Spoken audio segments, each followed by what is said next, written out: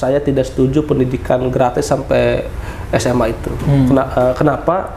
Karena pendidikan gratis nggak kejangkau, nggak kebiayain sama kita. Kita paksakan pendidikan gratis di SMA negeri, di swastanya nggak gratis, kan nggak adil gitu. Sedangkan sekolah di negeri itu rata-rata orang kaya. Orang kaya. Jadi ya kalau mampu nggak apa-apa, tapi gratisan jangan di negeri, semua gratis kan. Mau di negeri, mau di swasta, mau di mana, gratis kan. Masyarakat Banten sekolah dimanapun dia kita biayai. Makanya mereka masuk ke negeri susah, apalagi negeri rata-rata di kota, zonasi juga nggak dapat, di kampung-kampung nggak dapat zonasi kan, susah. Jadi saya sih lebih setujunya gratis untuk orang nggak mampu. Kriterianya ditambahin. Kriteria orang yang nggak mampu yang dibanyakin nggak apa-apa. Tapi setengahnya lagi orang yang mampu suruh bayar nggak apa-apa.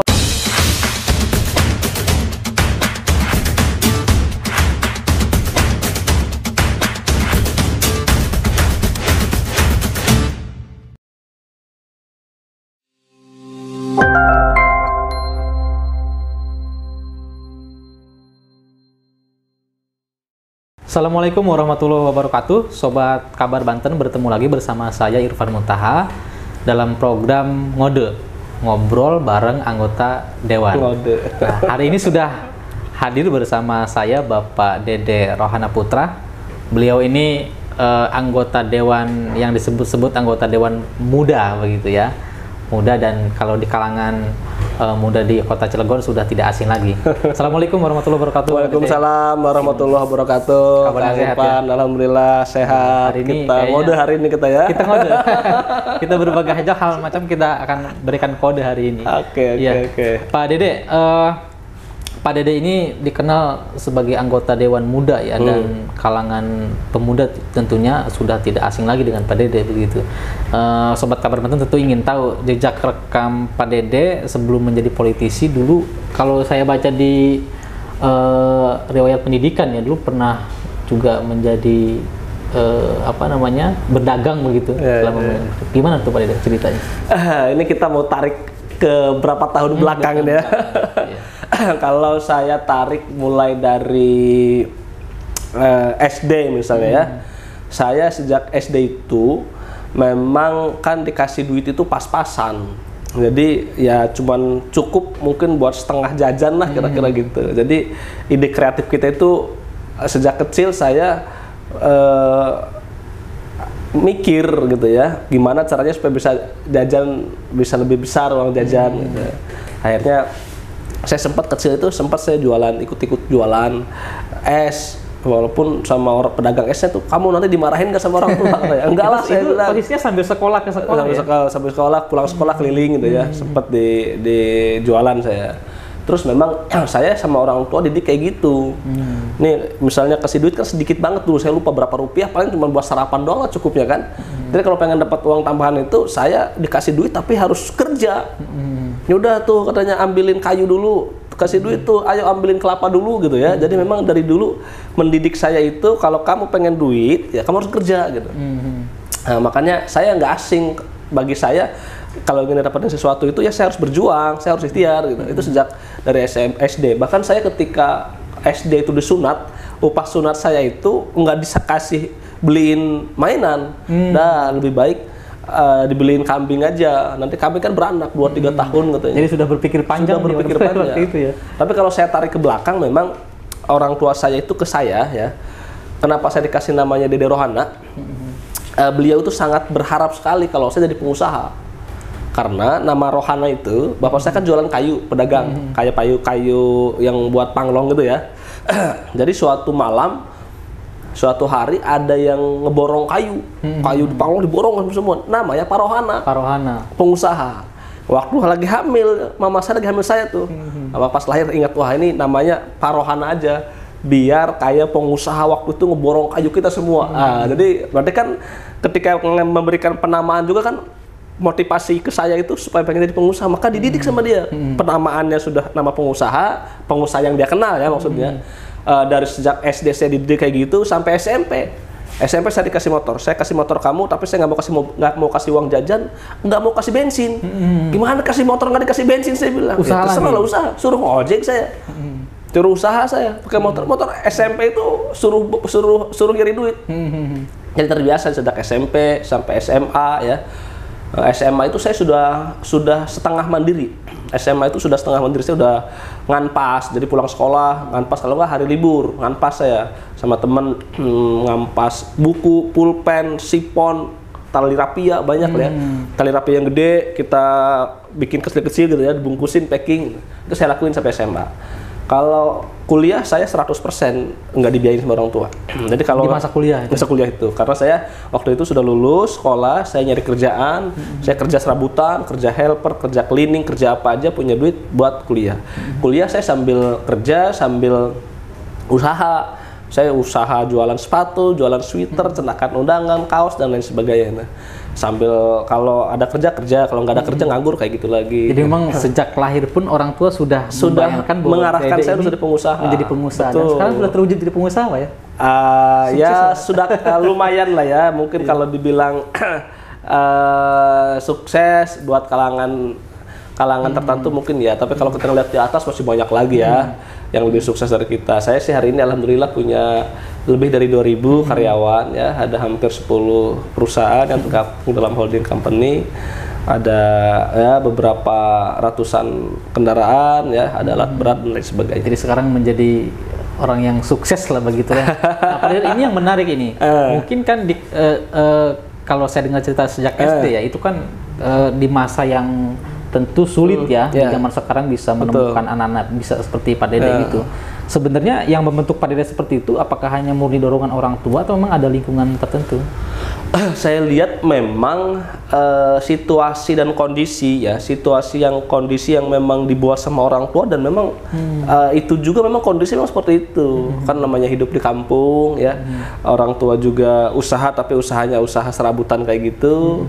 Mama saya cuman ibu rumah tangga, guru ngaji. Ya, jadi kondisi memang sulit ya. Tapi memang saya dididik juga sama orang tua keras. Saya dididik sama orang tua itu keras banget, karena mungkin dia tahu bahwa anak laki-laki itu harus kuat, harus keras, keras dalam bekerja keras maksudnya kan, karena persaingan hidup makin susah gitu. Saya sadar itu ketika saya ditinggalkan sama orang tua. Ketika bapak saya meninggal, abah saya meninggal, saya baru sadar ternyata didikan dia keras itu bukan berarti dia benci sama saya. Dia tahu bahwa nanti tahun di masa yang akan datang, ketika saya sudah berkeluarga, ketika saya sudah beranjak dewasa, persaingan sangat ketat tuh. Ternyata kan sekarang era digitalisasi dan lain sebagainya.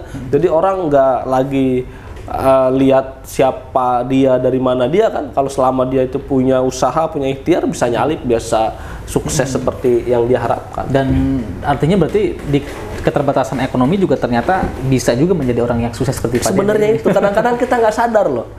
Kondisi keterbatasan ekonomi, keterbatasan fisik atau keterbatasan apalah ya, kadang-kadang itu membuat kita, wah ini kondisi saya lemah gitu. Padahal ternyata dengan kondisi sulit itu kita terasa untuk makin maju.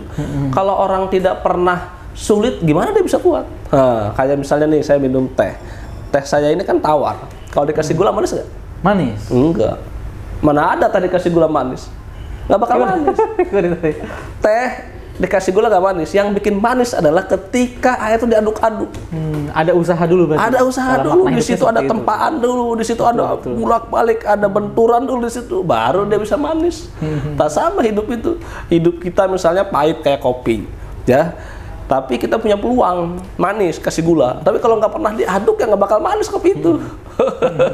Ini penting nih, Pak Dede, buat anak-anak muda sekarang. Betul. Ya, karena kan ini juga momentum penerimaan siswa baru ya. Tentu banyak harapan orang tua. Mungkin ada buat teman-teman Sobat Kabar Banten yang anak muda nih, tips untuk menjadi orang yang sukses itu seperti Pak Dede lah ya. Ya, kalau menurut saya buat masyarakat Banten dimanapun berada, pertama memang sekolah itu ya dimanapun, karena saya adalah orang yang sekolahnya, mohon maaf, bukan di tempat yang bonafid, bukan di tempat yang bagus.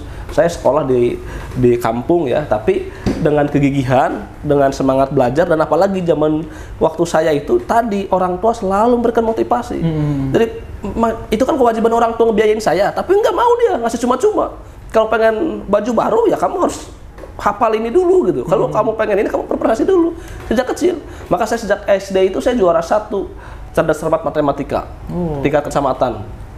Waktu SMP juga sama, cerdas cermat juara 1 pria, laki-laki ya ke kecamatan.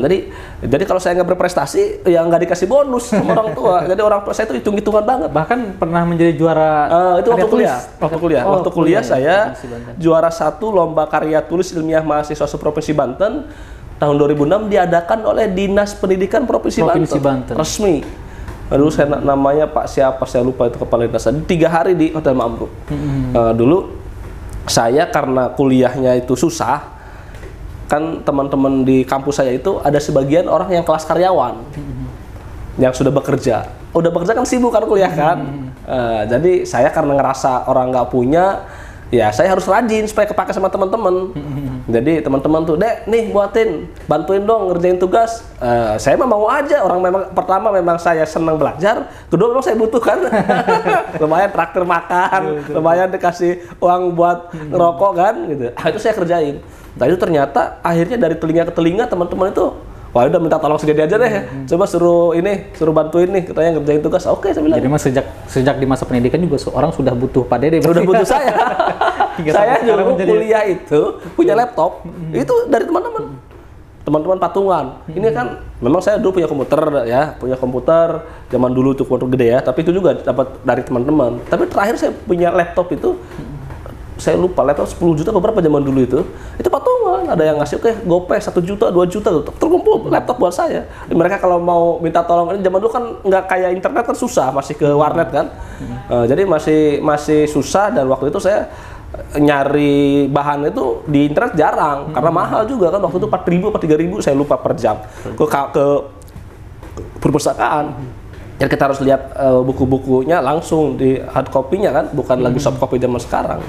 Dan itu saya menikmati banget seperti Dan perjalanan itulah yang mengangkat Pak Dede sekarang menjadi orang yang sukses, jadi pengusaha. Amin. Nah, cuman jadi pertanyaannya Pak Dede, orang yang sudah sukses menjadi pengusaha, harusnya sudah nikmat, sudah mengamankan diri sendiri. Tapi kemudian Pak Dede terjun ke dunia politik. Yang saya tahu dunia politik itu rumit begitu Pak Dede. Itu gimana motivasinya itu?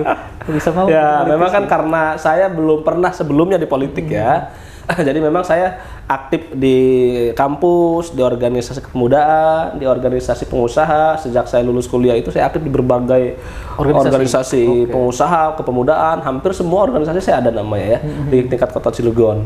Nah itulah yang mengantarkan saya, karena saya orangnya aktif berorganisasi, mengantarkan saya ke dunia politik.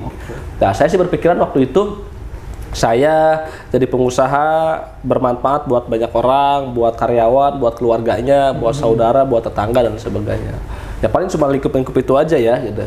Tapi kalau ketika kita jadi politikus, jadi pejabat, manfaatnya buat semua orang, buat karyawan, non karyawan. Karena kebijakan kita yang baik itu akan dirasakan oleh banyak orang. Saya berpikir sederhana itu. Jadi memperluas manfaat ya. Tapi ya karena saya namanya belum tahu kan kita. Ternyata setelah tahu, jadi anggota dewan ini seperti ini. Waktu juga banyak yang terbuang ya. Akhirnya usaha saya harus saya lepaskan kan, saya nggak bisa juga aktivitas di perusahaan, paling cuma sebagai komisaris monitor doang. Kalau dulu kan saya sebagai direktur pengendali langsung kan, karena kita banyak waktu dan kita juga punya kewajiban. Tapi setelah jadi anggota dewan kan saya disumpah harus memperjuangkan aspirasi masyarakat. Ketika waktunya bentrok sama kegiatan saya kan nggak mungkin juga. Wah, kegiatan di perusahaan, makanya saya harus ngerekrut direktur baru dari semua perusahaan. Direkturnya udah orang lain semua tuh. Saya tinggal monitor doang. Ini menjadi kewajiban saya untuk melaksanakan di DPRD. Oh, ternyata dari dewan tadi rumit kayak gini kan. Makanya ini belum tentu nih saya bisa lanjut apa enggak nih gitu ya. Apakah lebih nyaman dan suka jadi pengusaha atau jadi dewan gitu. Dengan meninggalkan banyak jabatan di perusahaan itu, Pak Dede merasa puas kayak bisa membantu banyak masyarakat di Kota Cilegon? Jujur ya, saya sih ada plus minusnya. Memang jadi anggota dewan itu saya alhamdulillah dari sisi jadi dewan ya, memang banyak juga ya program-program yang sudah kita dorong ya, yang diminta oleh masyarakat. Khususnya masyarakat Cilegon ya, kepada saya itu sudah kita bantu ya, itu sedikit adalah nilai kepuasan. Tapi memang belum puas banget, karena setelah saya tahu memang jadi anggota dewan tuh orang aja beranggapan jadi manusia setengah dewa, bisa segala sesuatu. Padahal bahkan enggak juga gitu. Banyak juga kita keterbatasan kewenangan, kita cuma ada 3 kewenangan doang gitu kan. Orang sedangkan berharapnya kita bisa melakukan semuanya sesuai dengan harapan. Itu kadang-kadang yang hati sedih. Ya Allah, ternyata jadi anggota dewan itu ya jangankan kurangnya, lebihnya aja nggak bakal dianggap sama orang, dianggapnya biasa aja, itu tugas dewan gitu kan. Apalagi kurangnya pasti diomongin gitu. Jadi jangankan salahnya, benernya aja dianggap sama orang diomongin. Nah, ini menjadi catatan saya sih kalau saya coba kembali, saya udah hampir 4 tahun ya ke September jadi anggota dewan. Saya rasa-rasa memang style saya ini cocok jadi pengusaha sebenarnya. Ya. Bahkan istri saya juga udah, saya nggak usah jadi dewan lagi lah. Jadi pengusaha ya, jadi pengusaha aja. Dia bilang ya itu bagian dari pilihan ya. Makanya saya nggak terlalu ngoyo juga sama tim sukses sama masyarakat juga ya. Kalau teman-teman masyarakat masih meminta saya, ayo. Kalaupun saya nggak jadi anggota dewan, saya fine-fine aja gitu. Saya menikmati kesibukan saya sebagai pengusaha dan mungkin secara ekonomi saya bisa lebih baik daripada anggota dewan. Saya bilang tadi sudah dalam kondisi aman begitu ya. Gitu. Kalau sekarang misalnya nggak jadi anggota dewan, mungkin saya bisa lebih baik lagi gitu. Sekarang baik karena saya masih menjadi komisaris kan di beberapa perusahaan jadi anggota dewan. Mungkin kalau saya fokus di usaha saya bisa tumbuhnya lebih besar lagi. Gitu. Nah ini menjadi pertanyaan PD. Kan pasti ada motivasi lain selain pendidikan karakter di organisasi menjadi politisi ya. Pasti Pak Dede juga punya alasan lain mungkin melihat kondisi kota Cilegon sehingga Pak Dede ya sudahlah saya mengorbankan jabatan perusahaan sehingga saya harus menjadi politisi berjuang untuk masyarakat begitu. Jadi dulu motivasi saya itu ya saya lihat Cilegon itu kan kotanya kecil. Jumlah penduduknya sedikit, cuman hanya 4% dari jumlah provinsi Banten, luasnya juga kecil. Tapi potensi pendapatannya tinggi. Industri padat modalnya di sana hampir semuanya padat modal. Padat modal itu kan duit banyak banget sih. Perputaran duit di Cilegon itu bisa jadi 50 kali lipat per tahun dari APBD Kota Cilegon. Cilegon itu bisa 100 triliun perputaran uang dari industri.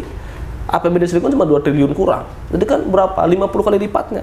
Coba kalau uang itu bisa berputar ke masyarakat, kesejahteraan masyarakat bisa lebih tinggi lagi. Makanya Cilegon itu menjadi kota keempat termakmur di Indonesia dari versinya produk domestik regional bruto (PDRB).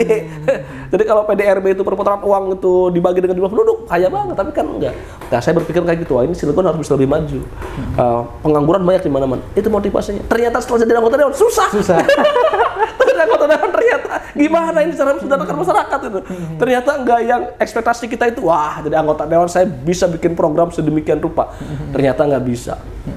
Kita dorong program ini ternyata terbentur, ini kewenangan kota. Ketika kita dorong ke kota, kotanya nggak setuju. Oh ya ternyata membangun negara ini, membangun kota ini, membangun provinsi ini memang sulit banget. Sulit dan butuh banyak pengorbanan. Tapi kesulitan itu tidak membuat Pak Dede menyerah kan? Alhamdulillah. Itu menjadi bagi saya memang karena sulit itu udah kebiasaan. Jadi sejak zaman kecil saya hidup itu sudah ngalamin masa-masa sulit. Jadi ketika di politik ini sulit ya saya hepan aja. Makanya saya sangat menikmati lah ya. Saya diberikan kesempatan juga sama partai, luar biasa ketika jadi anggota dewan pertama saya langsung jadi ketua fraksi di tahun 2019 ya? 19 kemarin. Sekarang juga saya dikasih pimpinan di Komisi 5. Ini kan bagian dari saya kira penghargaan partai kepada saya, maka saya harus semangat. Saya harus memberikan kontribusi terbaik buat partai, buat masyarakat Cilegon, buat masyarakat Banten gitu. Nah, makanya ini bagian dari ya semangat kita lah, mudah-mudahan harapan masyarakat walaupun tidak bisa semuanya saya realisasikan semaksimal mungkin kita berikan. Memang tadi pengharapan masyarakat terhadap anggota dewan itu cukup tinggi sekali. Makanya saya bilang, itu tuh akhirnya kayaknya kalau dari kepala daerah ini lebih gampang gitu mewujudkan harapan masyarakat. Karena dia sebagai pemangku kebijakan tertinggi ya. Saya bilang, wah kalau gitu berarti dia jadi anggota dewan jadi kepala daerah aja nih. Saya doakan sampai jadi daerah. Oke, Pak Dede, ini kan momentumnya akan juga di tahun 2024 akan keberlangsungan pemilu ya. Betul. Apakah Pak Dede juga akan terus? Saya masih dicalonkan sama partai karena di Cilegon itu 2019 dapil yang paling dapil neraka paling ketat itu Cilegon. Cuma 3 kursi. Kalau nggak juara 1, juara 2. Kalau nggak juara 3. Kalau juara 4 nggak dapat kursi. Nah, sampai hari ini nggak ada di internal kader Partai PAN yang mau nyalon di provinsi. Jadi kalau saya nggak nyalon, hilang kursi kita. Karena dapingan neraka itu. Nah, makanya saya, kata DPP, Dek, kamu harus nyalon lagi. Waduh, kalau kamu nggak nyalon, istri kamu suruh nyalon. Saya tanya ke istri kan, udah saya nggak mau nyalon, istri aja, kata istri. Bunda nggak mau lah katanya, ikutan politik, udah ngurusin anak aja katanya.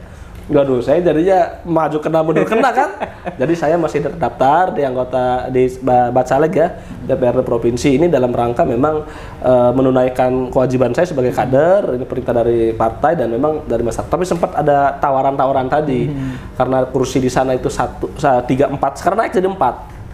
Tapi 4 pun masih terpadat, masih terketat di Provinsi Banten. Nggak ada yang dapil 4, cuma Cilegon doang. Meskipun dapil neraka, tapi karena pilihannya untuk masyarakat, insya Allah masyarakat.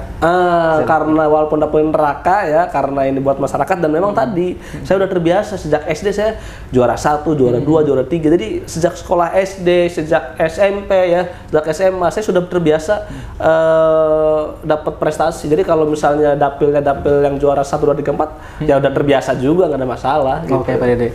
Ya itu apa namanya yang patut dicontoh ya. Saya kira banyak hal. Pertama ya kisah Pak Dede ternyata tidak semudah yang kita bayangkan. Menjadi pengusaha pun dia terdidik sejak dari kecil hingga sekarang menjadi politisi. Sobat Kabar Banten, nanti kita akan berbincang lagi bagaimana kisah perjuangan Pak Dede sebagai wakil rakyat untuk warga kota Cilegon. Sebelum berakhir saya sedikit nambahin boleh nih ya. Boleh. Tadi terkait dengan pemuda-pemudi Banten yang hari ini PPDB sekolah ya, saya berpesan sekolah dimanapun kita harus berprestasi dan itu sudah saya lakukan. Boleh tanya ke orang tua saya, ke teman-teman SD saya, teman-teman SMP saya berprestasi, saya rajin belajar. Apalagi kuliah, saya juara 1, lulusan terbaik, IPK tertinggi saya. Jadi dengan prestasi itu membuat kita semakin pede dan kita menjadi memotivasi kita. Wah, kalau kita berprestasi secara pendidikan akademik ya harusnya di luar akademik itu berprestasi. Jadi jangan hanya menjadi jasa, tapi kumpulkanlah prestasi sebanyak. Jangan hanya semua sekolah doang, tapi berprestasi. Baik, Pak Dede, kita akan berbincang lebih lanjut setelah yang satu.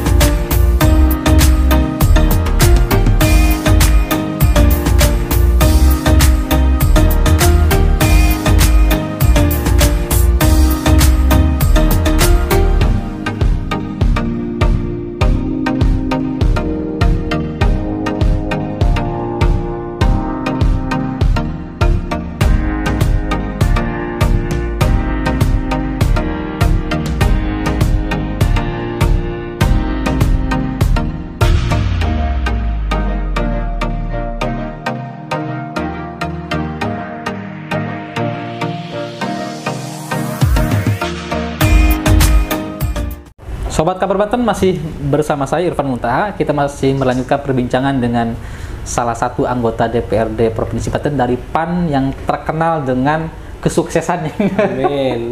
Ya, Pak Dede kan menjadi anggota DPRD Provinsi Banten pertarungan di tahun 2019 ya, betul. Dari Partai Amanat Nasional. Waktu pertama kali bertugas sebagai wakil rakyat di komisi berapa, Pak Dede? Saya di komisi 4. Oh, di komisi 4. Komisi 4 waktu itu membidangi terkait dengan infrastruktur sama lingkungan.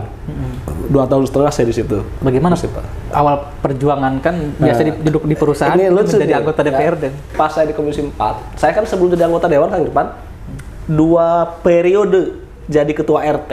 Oke. 1 periode jadi ketua RW. Ketika saya jadi ketua RT, ketua RW, kan di perumahan.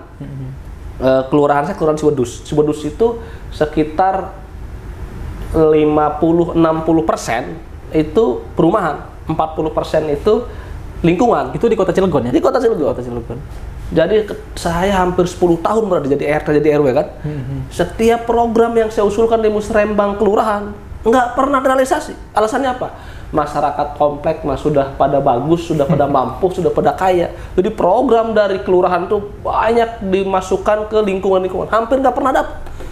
2 periode jadi RT berarti 6 tahun. Jadi RW 1 periode 9 tahun nggak pernah dapat satu pun program yang diusulkan.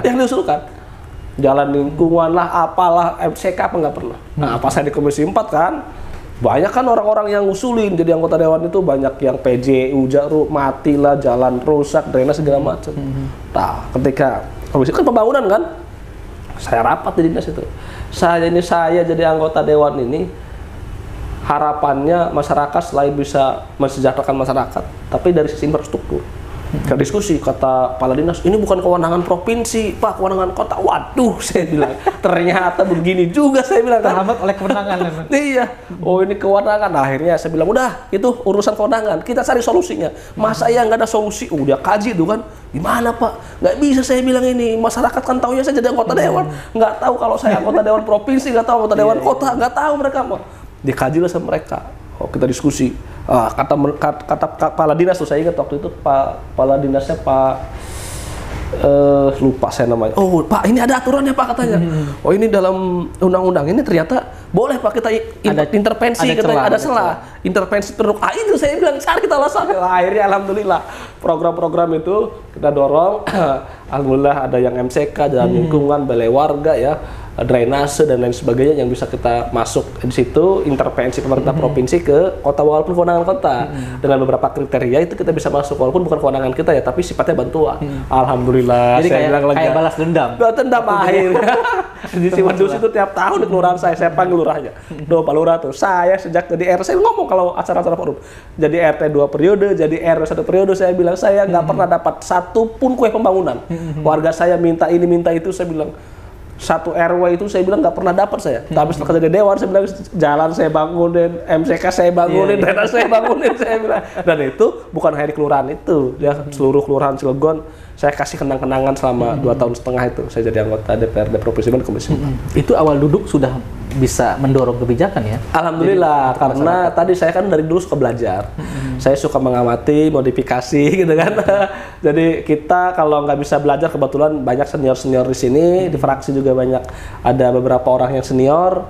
Saya coba diskusi, saya coba pelajari ya, ke teman-teman di luar fraksi juga saya sering diskusi. Bagaimana cara dorong kebijakan. Ada teman-teman yang baik, ada yang memang juga nggak mau ngajari, tapi beberapa orang ada yang mau baik. Kamu caranya gini, kamu fokus saja kalau pengen itu, kamu terus cari, gali dasarnya segala macam terus gitu ya, dan terus harus. Jadi harus gigih. Kalau ngajuin ini gagal, ya cari solusinya, jangan ditinggalin. Kalau ditinggalin, cari yang baru lagi. Ada lagi masalah, tinggalin lagi, nggak bakal ketemu. Ketika ada keinginan itu, kamu ada masalah, cari solusinya, cari penyakitnya, cari solusinya, pecahin. Nah, pecah telur kan, udah tahu cara kayak gitu. Oh iya, saya bilang alhamdulillah. Jadi tidak hanya duduk sebagai wakil rakyat, tapi banyak belajar. Alhamdulillah banyak belajar sekali. Setelah dari Komisi 4 ke... saya hari ini di Komisi 5. Sebagai sekretaris Komisi 5, alhamdulillah ini terkait dengan urusannya kesejahteraan masyarakat. Kesera ya, pendidikan, kesehatan, tenaga kerja, pemberdayaan perempuan, penanggulangan bencana, banyak sekali lah. Justru ini mitranya cukup banyak, saya lihat mitranya cukup banyak, dan ini lebih banyak ngurusin kesejahteraan masyarakat. Karena masyarakat kalau aja pasti bilangnya pengen sejahtera. Kalau waktu saya di Komisi 4 paling orang kalau ada yang datang ke kita usulan pembangunan, kalau nggak lingkungan. Kalau di sini dari urusan tawuran, dari pendidikan, orang sakit, dari bencana, dari perempuan, dari kasus asusila, segala macam semua. Dan itu paling banyak menerima aduan Komisi 5. Tiap banyak menerima audiensi Komisi 5, paling banyak. Jadi kita kadang-kadang pegal juga jadwalnya penuh banget. Dikit-dikit ada yang minta audiensi, dikit minta ketemu mahasiswa, pemuda, olahraga, kan itu banyak banget. Bicara soal Komisi 5, Pak Dede, tadi disebutkan soal kesejahteraan dan tentu soal ketenaga kerjaan. Untuk bisa mensejahterakan masyarakat Kota Cilegon khususnya, apa yang diupayakan oleh Pak Dede di Komisi 5? Pertama, memang saya lihat di Cilegon itu kan pengangguran cukup tinggi, bahkan penganggurannya kedua, sekarang keempat di Provinsi Banten. Tadinya 2019, 20, 21, 22 itu kedua, sekarang udah turun keempat ya. Kenapa? Karena industri yang ada di Kota Cilegon itu industri padat modal. Jadi tenaga kerja sedikit. Apa yang kita lakukan? Saya petakan apa dong harus lakukan. Pusdiklat Pak, Pusdiklat sudah ada Cilegon tapi nggak banyak. Ya udah kalau gitu kita dorong lagi deh. Alhamdulillah provinsi kita dorong lagi kegiatan-kegiatan yang nggak pernah dilakukan. Kegiatan apa yang nggak dilakukan di Cilegon? Apa welder ngelas? Oke, kita nggak usah. Apa anak muda kepemudaan nih? Apa bikin kopi, barista saya bilang, bikin pelatihan barista. Apalagi pelatihan pangkas rambut, biar buka salon, oke, bikin pelatihan itu. Apalagi bikin kue. Jadi yang tidak dilakukan oleh pemerintah Kota Cilegon kita lakukan. Dan itu alhamdulillah membuahkan hasil walaupun nggak signifikan ya. 50% kita follow up, teman-teman yang sudah ngikutin pelatihan, kita kasih modalnya, kita kasih bahannya, kita monitor. 50% dia bisa jualan. Walaupun memang jualannya ada yang skala kecil, ada yang atau yang tadinya dia udah jalan.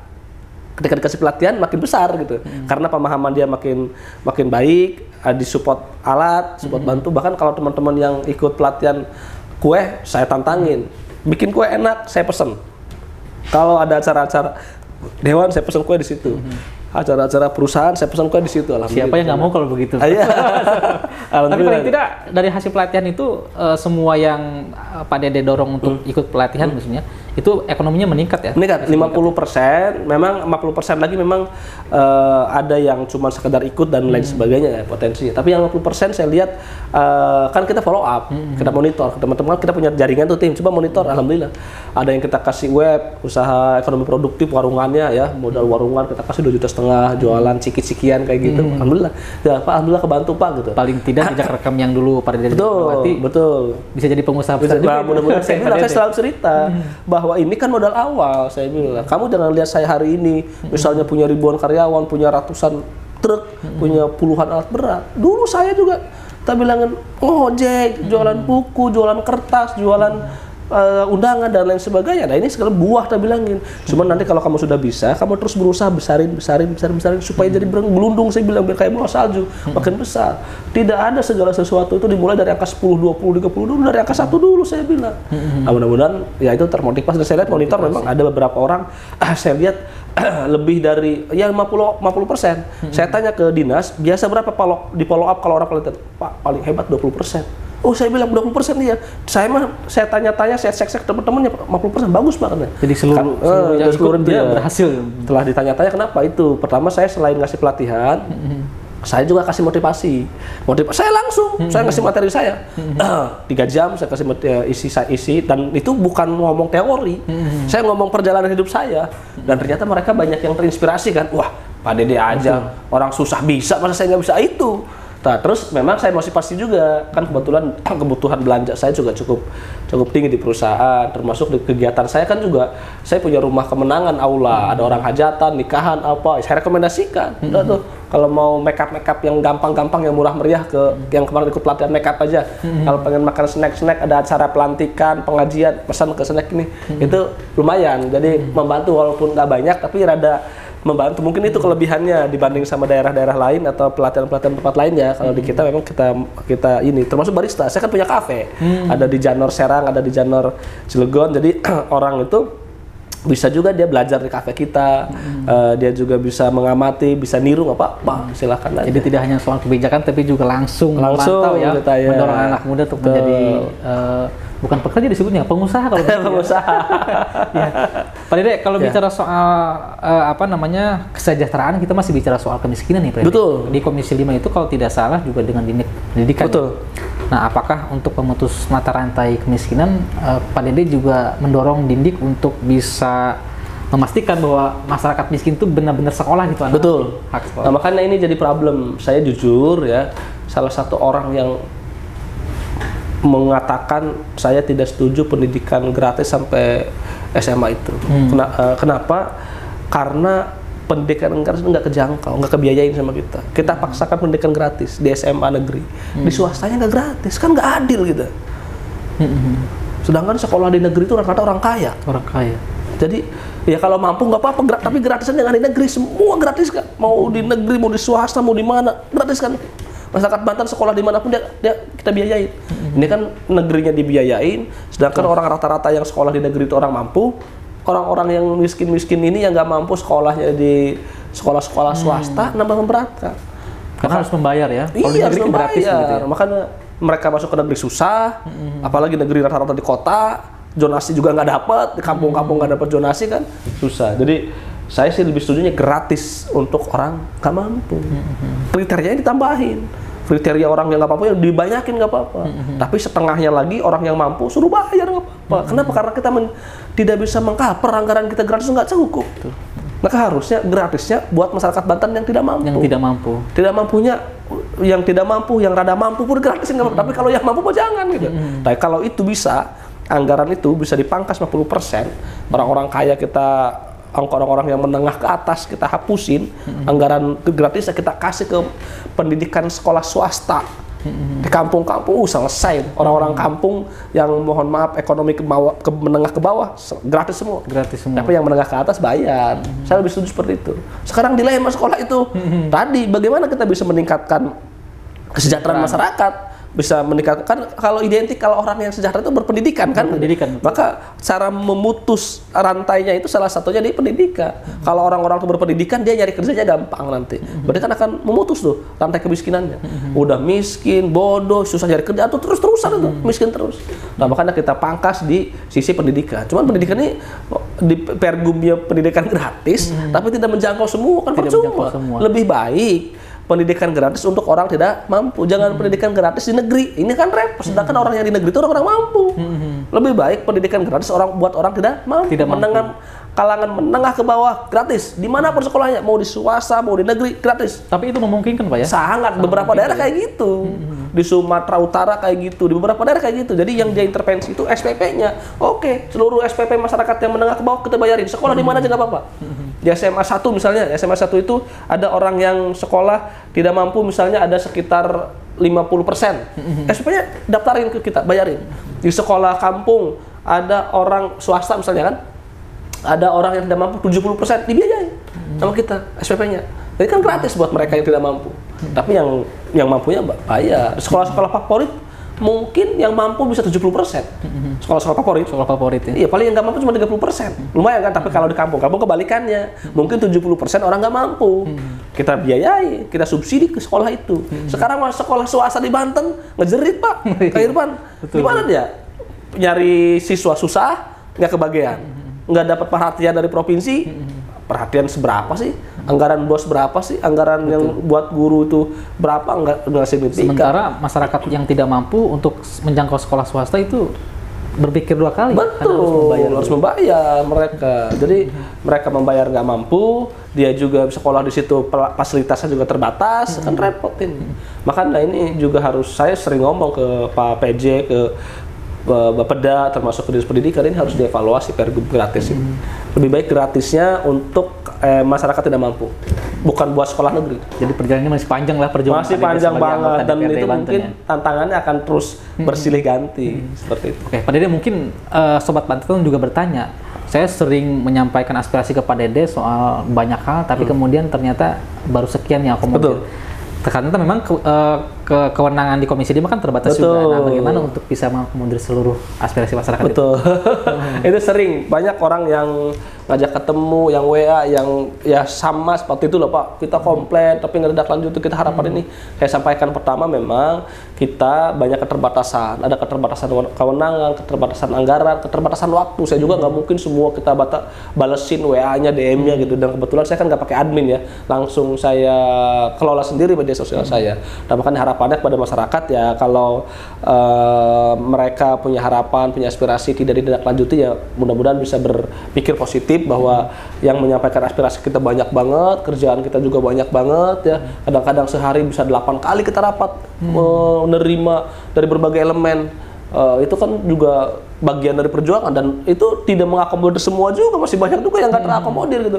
Belum dari mahasiswa, dari LSM, dari segala macam. Dan mudah-mudahan masyarakat itu memahami bahwa juga ada kewenangan-kewenangan tadi antara lintas kota, kabupaten, provinsi maupun pusat ya. Orang kan taunya udah jalan rusak aja, nggak tahu kalau udah nasional misalnya kan gitu. Jalan rusak, ternyata ini jalannya jalan perumahan, jalan kawasan, kan nggak bisa juga kita. Tapi ya kita memaklumi lah. Mudah-mudahan ke depan masyarakatnya makin pintar, makin cerdas, makin memahami kewenangan-kewenangan tersebut. Jadi kita biar lebih ya gampang juga gitu ya menyampaikan ke masyarakat. Tapi kemudian mungkin meskipun tidak semua aspirasi dieksekusi oleh Pak Dede langsung sebagai Komisi 5, mungkin juga teman-teman di fraksi PAN juga kan ada di komisi lain ya. Betul, dibantu sering ya. karena kita ini di fraksi, jadi kalau ada beberapa usulan yang tidak bisa saya tindak lanjuti di Komisi 5, di kita geser ke Komisi 1, Komisi 2, Komisi 3, Komisi 4 gitu ya. Terkait dengan pembangunan, saya minta tolong ke teman-teman yang ada di Komisi 4. Terkait dengan pertanian, koperasi, kita geser ke Komisi 2. Terkait dengan pendapatan, pajak dan lain sebagainya, kita Komisi 3 gitu ya. Pemerintahan, perizinan dan lain sebagainya ke Komisi 1. Kita share, namanya kan kita kerja kolektif kolegial. Di situ kita kerja tim ya. Jadi saling berbagi tugas, saling berbagi beban sama teman-teman di fraksi yang lain. Juga di fraksi sering dibahas soal itu, Pak ya? Oh iya, kita diskusi nih, ini minimal sebulan sekali kita diskusi. Tapi yang sering tuh diskusinya online sekarang karena sedang masa pandemi. Masa pandemi ini kita sudah sering online, jadi kadang-kadang nggak ke fraksi pun kita udah di grup tak gitu ya. Kita usulin ini, kita dorong ini gitu. Kalau ada rapat-rapat apa, kita sering share di teman-teman di fraksi ya. Teman-teman ini ngedorong apa nih, kita ngedorong apa nih. Jadi udah sering rapatnya sering online daripada rapat fisik. Memperjuangkan aspirasi tanpa batas waktu ya. Tanpa batas waktu. Kadang-kadang sampai malam, kadang-kadang sampai jam 11 malam kita baru Zoom meeting beres ya. Ya itu bagian dari tugas kita lah, dan memang sekarang kan era digitalisasi, banyak sekali teknologi yang memudahkan kita untuk bekerja, jadi nggak terhalang dengan jarak. Sekarang mah di mana aja berada, lagi ngapain bisa kita berdiskusi, nyari solusi, nyari pemikiran-pemikiran untuk memperjuangkan aspirasi masyarakat. Teman-teman di fraksi terbaru kegiatan apa yang dilakukan? Sekarang ini teman-teman lagi bersinergi di fraksi itu ada kegiatan kewirausahaan. Nah, ini juga disupport sama DPP. Ini berkaitan dengan kesejahteraan masyarakat. Kebetulan juga dengan kita Komisi 5. Jadi memang DPP juga mendorong DPW seluruh Indonesia dalam rangka memajukan, karena kita 2045 ini Indonesia emas ya. Kita bakal dapat bonus demografi, jadi mendorong supaya wirausaha itu tumbuh dan berkembang. Nah, sekarang alhamdulillah kan Indonesia sudah kalangan ekonomi menengah ke atas. Mudah-mudahan ini nanti menengah atas ini juga harus dipersiapkan sedemikian rupa supaya embrio calon-calon pengusaha ini harus kita lahirkan dari sekarang gitu. Nah, ini didorong. Kita udah diskusi, udah bagi kemarin Pandeglang ya, Kota Serang berbagi, kita support, kita juga dari praksi support, dari teman-teman DPW support, teman-teman DPD support gitu ya, dalam rangka mensukseskan program kewirausasahaan ini. PAN untuk kesejahteraan masyarakat. PAN untuk kesejahteraan, biar makin mapan. Betul. PAN selalu terdepan untuk mendorong hari depan untuk menjadi orang mapan. Oke Pak Dede, banyak sekali sebenarnya yang masih saya ingin pertanyakan, tapi karena Pak Dedenya masih harus kegiatan lagi ya masyarakat ya. Ini jadi terima kasih perbincangannya Pak Dede. Intinya Sobat Kabar Banten, Pak Dede ini tidak langsung sukses, tetapi beliau memang ditempa untuk menjadi orang yang sukses sehingga menjadi sukses saat ini dan menjadi politisi hingga menjadi wakil rakyat khususnya di Kota Cilegon. Demikian Sobat Kabar Banten, nanti kita bertemu lagi di sesi yang sama. Kita tutup bersama-sama dengan mengucapkan alhamdulillahirabbil alamin. Alhamdulillahirabbil alamin. Terima kasih Pak Dede.